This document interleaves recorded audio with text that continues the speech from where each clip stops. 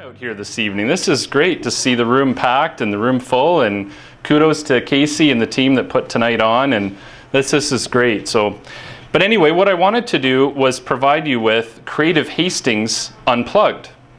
We've had Creative Hastings take place over the past year or so, and what Creative Hastings is, and a number of you have attended, is an evening full of a talk about the creative economy. And we introduce creative entrepreneurs to talk for 3 minutes each about who they are, what their business is, and then why Hastings County.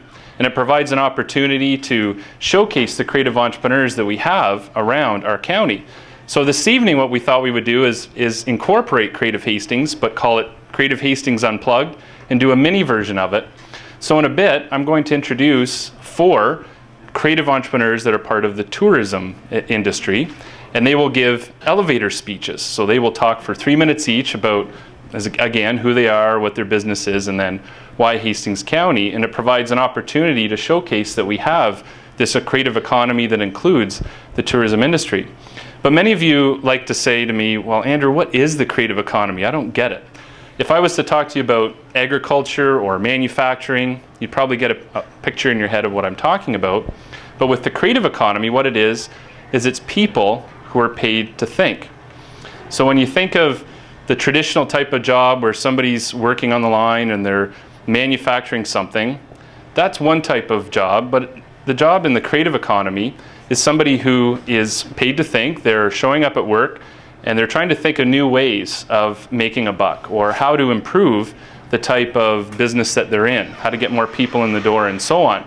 And that could be somebody who's running a B&B, they could be working on the farm, maybe it's what kind of livestock we could bring to this area. You think of the Water Buffalo Food Company over in Sterling, introducing water buffalo to Ontario, or it could be somebody who's designing websites in the basement of their home.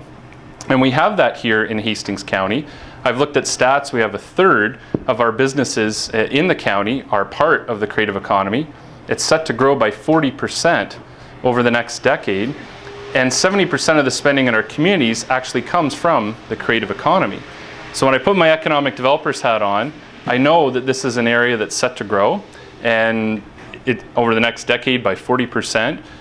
The spending in our community comes from the creative economy, so let's attract more. They want to come to our area.